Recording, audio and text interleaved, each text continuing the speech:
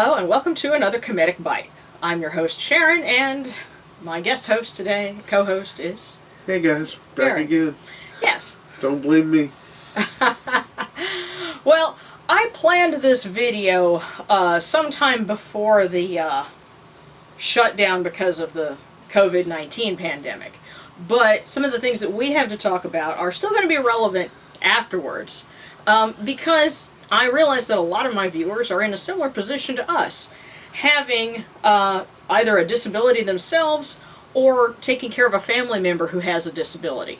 And that's, a lot of folks in the pagan community have issues with that. And so this is meant as a way to give you guys some resources that can help you.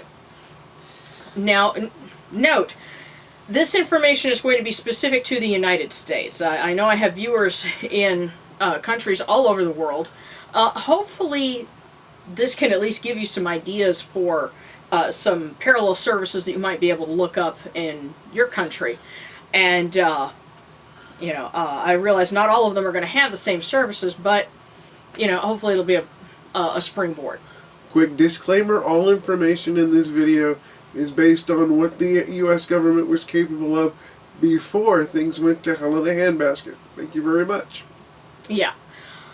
Well, some of the things that are in here could be relevant even right now.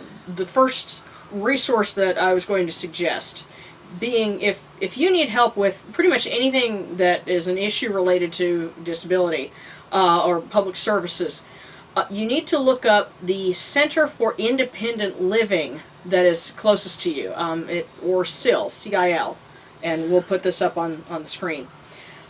You can Google it. I've Googled CILs that were close to friends in the Kemetic community that had issues. Although I think you were pointing out that sometimes you do a Google search, you might also find That's right. When you do a Google search for Centers for Independent Living, don't be surprised if you see senior apartments, adjusted income apartments and all that. Look for Centers for Independent Living. They are typically non-residential facilities. They are designed to help people with disabilities to live more independently, and what they mean by that is they can get you hooked up with a myriad of services designed to let a person with a disability stay in their community, transition out of a nursing home or hospital, get skills training in order to return to work if necessary, and a host of other services. It just depends on where you are and what services each of these centers can offer. Each state is federally mandated to have at least one, although some states have several. I know, for example, Louisiana has... Do we have 3 still? Yes, we have 3. We at one time had 4, but the one in Baton Rouge and New Orleans area merged. Yeah, and I was also going to point out, as I've found, because the people that I've helped, if you live in a major metropolitan area, there's going to be several just in that one city. Like if you're around the Chicago area, somebody in western Pennsylvania, eastern Pennsylvania, and what you are going to suggest is that if a good place to go is ILRU. Yes. Online. This Independent Living Resource. ILRU, Independent Living Resource. What did the U stand for? I don't remember anymore. But it's ILRU.org, if I remember right. And they have an index of all the different Centers for Independent Living in the country, so you can look up by state. And just a little bit of further disclosure, that is where Darren worked for a long time, is at the one, in our area. They are wonderful if you need services, but like a lot of other nonprofit organizations, they get subject to budget cuts and have to let people go, and that's kind of what put us in our situation last year. Right, but please don't let that discourage you. Yeah, because they can help you, and they do not charge anything for their services. That's right. Absolutely free. Now, as for applying for disability, if you have one but are not on disability, first of all, let me explain the difference between SSI and SSDI. Those are, Social Security, SSI is Supplemental Security Income. SSDI, the disability. Basically, the simplest way to put it is this: if you had a disability from birth or the time you were a child, before you turned 18, and you apply for disability, then you would be getting SSI. If you got hurt after or took some kind of a disability onset after you turned 18, you've worked a little while, then you would be getting SSDI. The D in there is for, disability, like we think, if somebody gets hurt and they, The whole point is, if you haven't worked enough to put enough into the system, you get SSI. If you have worked and paid into your Medicare and Social Security, taxes that they take out, if you've worked at least 8 quarters in 10 years, you get disability benefits. That's SSDI. Yeah, and it sounds confusing, but the same process is what you go through for either one. Right, the same forms are filled out for both. As a matter of fact, they typically want to make sure that you're eligible for either or. Yeah, but and really that's going to the distinction is going to mean what like whether you're on Medicaid or Medicare, or if you get both, things like that. Right. It has more to do with what things you'd be eligible for afterwards. But if you apply, for one, don't pay a lawyer to do it. We've known people who paid a lawyer to help them get on it, and you don't need to do that. Well, I'm going to say this. Some people might. Okay. But there are a lot of folks that... There are a lot of folks out there that... Most people get turned down their first, second, third, maybe even fourth time. I knew of an individual who is a homeless amputee Vietnam vet. He had been turned down 8 times. And it's simply because he didn't know how to fill out the paperwork. Yeah. He used a common sense answer, and it was short and sweet, and nobody knew what he was talking about. To make a long story short, I helped him fill it out. When I helped him fill it out, he got it. Now, here's the scary thing. He filled out his first paperwork 12 years prior. Yeah. And this was before they put the limits on back pay. So he got 12 years worth of back pay. That man went from sleeping in a graveyard, no lie, to able to purchase a home through the VA, and it was paid for a lock, stock, and barrel. Yeah. Thank you to our veterans. Yeah. It's sad that that man had to go through what he did for that long. But, let's hear for people doing good deeds and helping others. Not all of us who serve this country have had the privilege of taking the oath. Yeah. Yeah, so, if you, and then I think the other thing that was important to point out is when you fill out the paperwork, don't be optimistic about, sometimes I can do this. No, describe what your worst day is like when you're answering those questions that they ask, because... I think you were saying, your worst day could become every day, depending on what your disability is. That is something I want to make absolutely clear. Imagine the worst day you've ever had, the worst episode you've ever had, with every symptom you've ever had. And that is what you describe. And when they ask you questions like, describe your day from the moment you wake up to the time you go to bed, most people mess around and they put, I wake up, I put my clothes on, I get something to eat, I watch TV all day, and I go to bed. Guess what? You just failed. Yeah. What they want is everything that would typically be considered none of their damn business. I wake up, I'm in extreme pain, I don't know if I'll be able to get to the bathroom or not. Typically, I have an incontinence problem. You see all the horrible things that you have to... Or say, I have to have someone help me get dressed. Yes, I have to have someone help me transfer out of bed, or if it's a different kind of disability, then you might have other things, some days I can't go outside because, I'm, having severe anxiety or, whatever it would be, yeah. And let me just say, in short, when you apply for disability, they look for a couple of things. One, is your disability keeping you from maintaining, obtaining, or sustaining full-time, gainful employment? Yeah. If that answer is yes, that's one criteria met. You have to meet 3. The second criteria is, are you able to conduct activities of daily living? Self-care. Can you feed yourself, bathe yourself, dress yourself, move about, ambulate, etc.? The third criteria is your disability affecting your overall ability to get out in public, enjoy your family, enjoy your friends, sustain your hobbies, etc. If you have... Yes, all the things we were doing before we had to shelter in place because of the coronavirus, but Right. yeah, eventually we're going to get back to these, and the same, what you're talking about, being able to get out and do all those things we want to do, will come into play. Right, and basically, I implore you, it seems like a massive invasion of privacy, and in a way it is, but what it really means is you have to be honest with yourself and describe the shittiest day you've ever had, because if you don't, one of these days, those shittiest days you ever had could be the most common days you have. Now imagine you have no income, so you can't get other services. Yeah, like having somebody come in and help. And then they tell you the only way you're going to get Medicare is to go into a nursing home. Well, guess what? You've lost your house too. Yeah, because nursing homes and they will... They take it. They absorb it because of the massive cost they have to incur to take care of you. Yeah, they're going to get most of your check.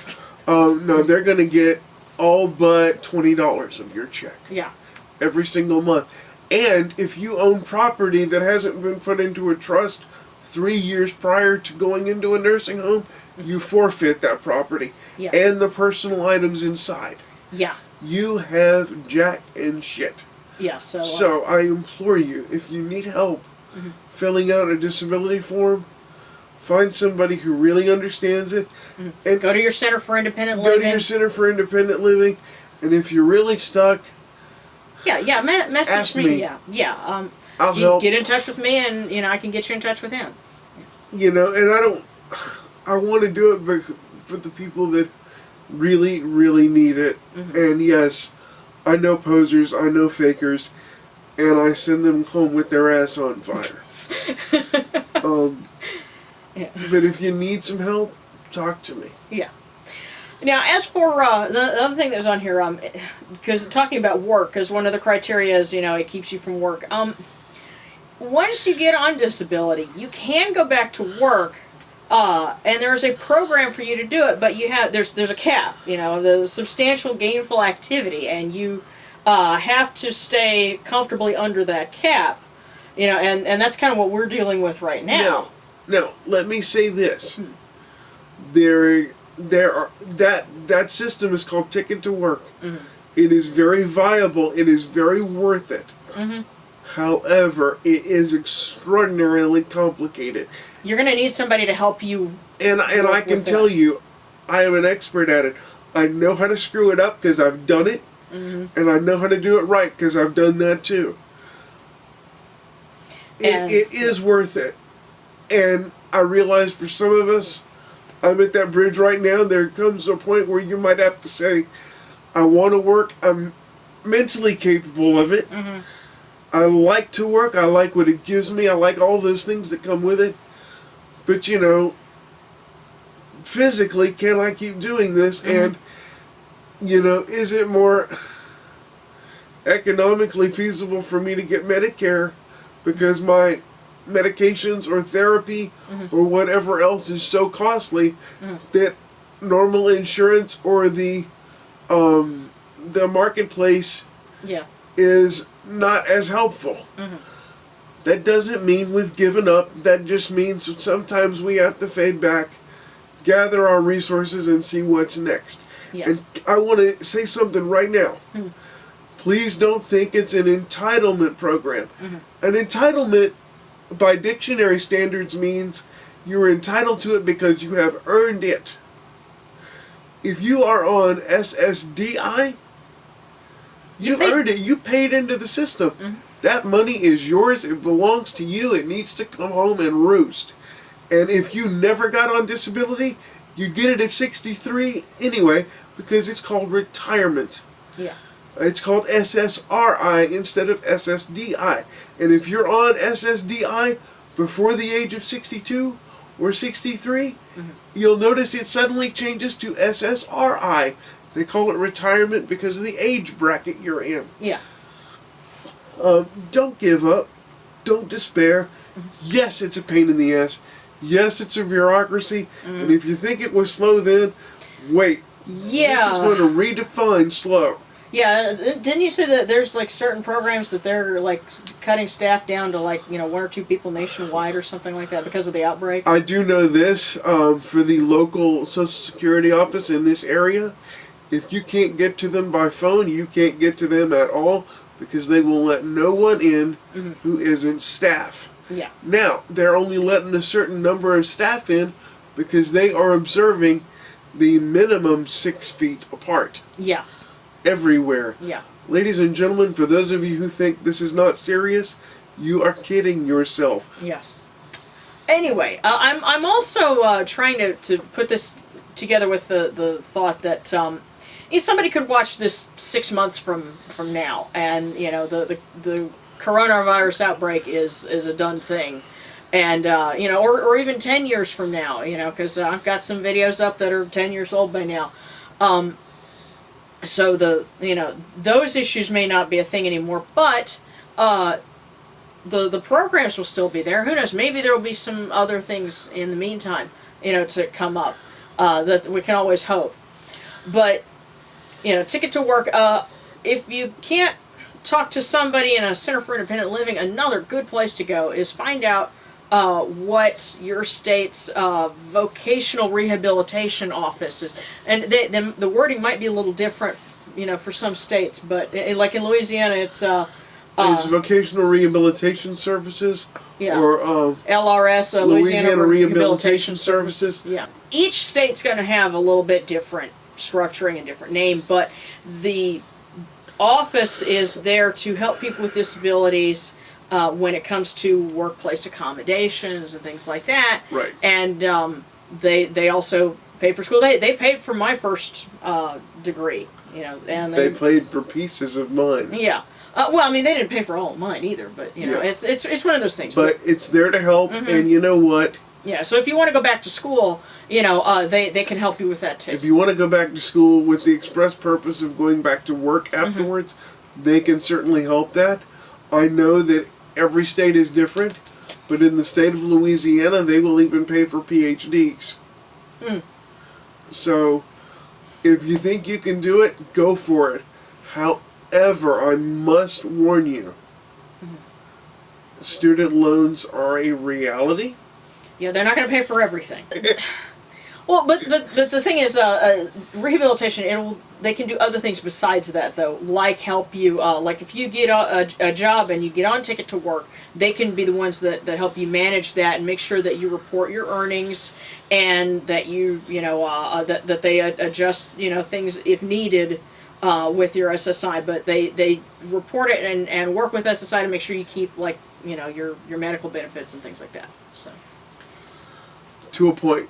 It is always better for you to understand your program and be cautious, because people mean well, but until it's their butt on the line, they're never going to be as aware as you are. Yeah. But lastly, and that I think kind of dovetails in with this, protecting your rights. If you have issues like there's one, you know, person in, you know, our circle that I talked to who has PTSD, and there's another person in the community where she was living who had a different disability and attacked her, and they didn't do anything to help, you know, mitigate that for, you know, the person with PTSD, and that obviously is going to make it worse. That's a civil rights issue, and there are lots of other civil rights issues that you can talk to someone in, look up the National Disability Rights Network. Right. Their main office is in DC. Washington, D.C., but every state has at least one branch of it. Right now, your part-time job is through the one in Louisiana. Right, it's called Disability Rights Louisiana. Most of them can be found as Disability Rights Texas, Arizona, Cologne. You get it. Yeah. But Disability Rights Louisiana, there is only 2 other places like that that do not have the name Disability Rights Something in their particular title. state. Yeah, but you can probably find them again. Start with Google. Right. You can find quite a bit through it. But like the Centers for Independent Living, you don't pay anything to go to them. Right? No, you don't. They are a nonprofit. They are completely fee-free. Now, if they happen to litigate for you for some reason and there is an award given by the court, they may take a portion of that because they're basically going to have to pay their lawyers.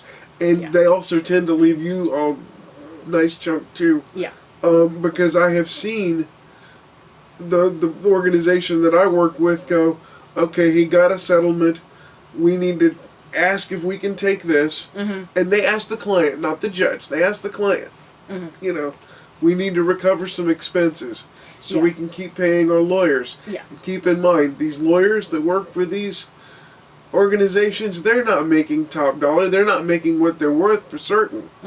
But they're doing it because they care about the mission, and I can say that about the folks at the Advocacy Center. They're all hearing them, talking to you and everything. They're all, they're there because they love what they do. Lastly, with that topic, I wanted to point out, it's a case of use it or lose it. These are in many cases government-funded programs, and if you don't use them and take advantage of them, then other folks in the government that are in charge of things like allocating budget, they say, oh well, people aren't using this, it's not needed, why do we need to fund it? Another thing is they look at census data and voter turnout to see what a population is and how much money needs to be put into programs to serve that population. So you have to participate in these things. When you get the census, fill it out. Please go vote. Go vote and please do the census. Fill out the census, go vote. Right. And I'm not even going to tell you how to vote, just go do it. Oh, I'll tell you how to vote. You push a button. Well, yeah, there you go. Another topic. This is in response to some comments, because back in January I posted a Sumerian shrine tour, and some folks had some beautiful pictures. I think people love the shrines, but there was a lot of discussion that went on because people saw an altar statue in one of the pictures, this one here, and they asked if it was Lilith. Now, if you're new to ancient Near Eastern paganism, then it's an innocent question to ask, but it kind of ruffles feathers among Sumerian pagans in particular, and so I need to clarify that because, But I have a question. Was that Lilith?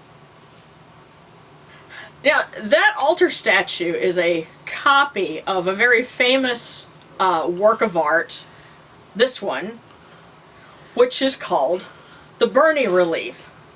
And no, I'm not talking about that Burney. It's also called by the British Museum, which owns it, the Queen of the Night Relief. We don't know where this thing was originally found. It was purchased from a Syrian antiquities dealer, I think around the turn of the century, and it changed hands. And there's somebody whose last name was Burney, B-U-R-N-E-Y, who owned it for a while, and that is why it is called the Burney Relief. It's not going to do anything about your student loans. But no relief from Burney. The thing is, though, the Burney Relief doesn't have any name on it. We don't know with any level of certainty who that relief is depicting. The most educated guesses are that it's either Ishtar or, more likely, Ereshkigal, who was the Sumerian queen of the underworld. But there's still some elements of doubt, because again, it's unique in some of the iconography that he uses, and it could be a a novel way of presenting either one of those goddesses, or it could be somebody else. However, people asking, oh, is that Lilith? It's an honest mistake, I think, because after this, I went to, this is a particular catalog, Sacred Source. One of our pagan friends in the area gave this to me, and I'll see if you can see this. Here you go. That very same art, they picture it in their catalogs, and they label it as Lilith. You read the description, it says Lilith, first wife of Adam and equal to him, both made in the image of God. And then it goes on to say she holds the rod and ring of Sumerian royalty. Some scholars name this image Ereshkigal. Okay, they got the last part right. Some scholars identify it as Ereshkigal. And yeah, the rings of Sumerian royalty.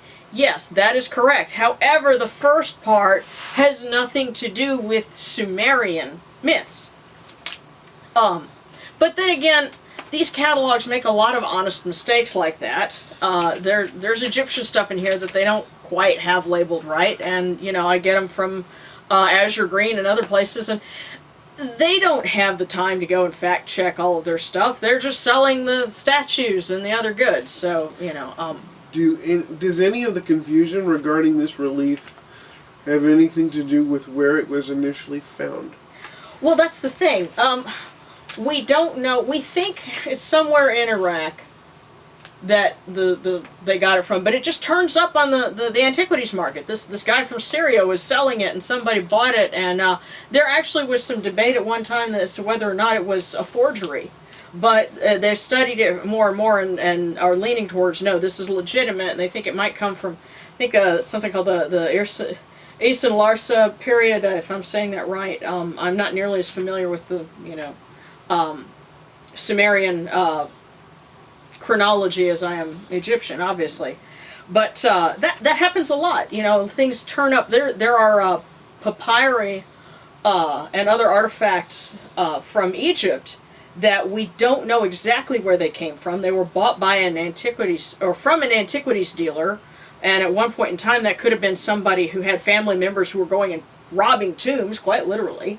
And then folks purchased them for museums. This was at a time when people didn't appreciate how valuable it was to know where something came from, what else was found around it that might help identify it, and say, okay, well, this came from a temple, this came from a home shrine, this came from whatever. That's called finding it in situ. And there's so much more information that you get when you find it in situ, and unfortunately we do not have that for the Burning relief. So anyway, most modern pagans know of Lilith because of the biblical tale of Adam's first wife, as it mentions in this catalog. And the story is that she refused to submit to him, and a friend of ours who's very versed in Jewish lore said that in one story she insisted on girl on top. And yeah, well, Adam didn't take kindly to that, and so he sent her away. I pity the fool if that's stupid. I pity him. Oh, well, Isis was on top. Rah, rah, rah. So, anyway, there are certain goddess traditions that claim that Lilith was the original mother goddess who was vilified by the patriarchy. And I say, not exactly. El, or Yahweh as he came to be known, did have a wife, but her name was Asherah, not Lilith. And Asherah was repeatedly attacked by the monotheistic elements that developed in ancient Israel. And I want to recommend a very good book on that subject. It's called Did God Have a Wife? Archaeology and Folk Religion in Ancient Israel by William G. Dever. It's a great read.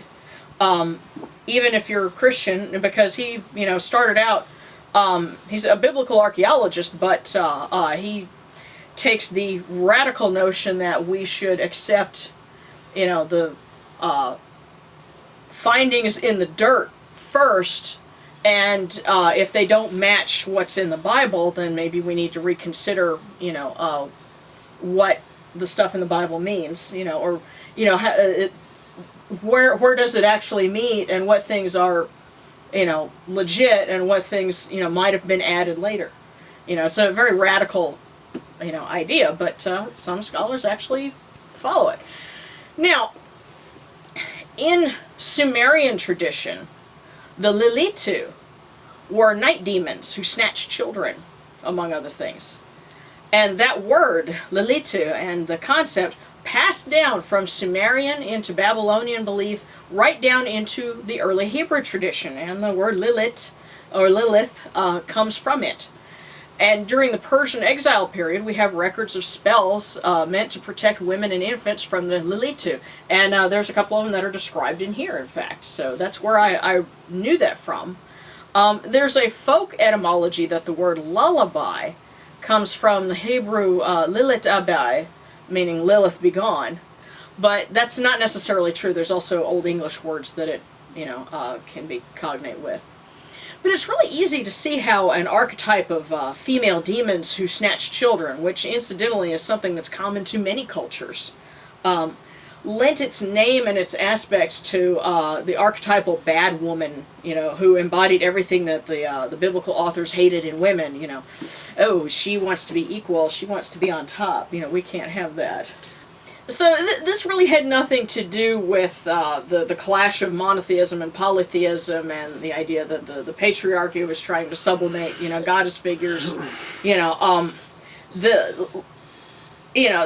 may have happened in some other places, but with Lilith, they were drawing on an old idea of these malevolent female spirits, and gave that name to this character, the woman that came before Eve. Most importantly, Sumerian pagans would want you to know that Lilith was never a goddess, and for them, the Lilith are very bad, and they would never put one of them on their altar. Okay. So when you see the naked lady holding the rods, that's they probably are looking to that as either Inanna, Ishtar, or Ereshkigal. So now you know. And knowing is half the battle. We'll be back with more Kemetic Bytes as soon as we can. In the meantime, don't forget to check out our Patreon page. Any of the silly stuff that we said here that I have to cut out for brevity will end up in the blooper reel. And that's only viewable if you join the Patreon community. And you can also browse my Etsy store. Everything in there is germ free. And shipped directly to you. Anything that you are kind enough to give on the Patreon account helps us get through this time. And I'd like to just remind everybody, as of April 13th, I will have no income from work, disability, or anything else. Yeah, right now we're trying to get them to get the disability going, but as you can imagine, they dragged their feet before, and it's just kind of getting crazy with everything getting shut down. Right. But, and I realize that we're all going to be in a tough spot with this. Probably the best thing to do right now, I would suggest to anybody, is find some way to work online.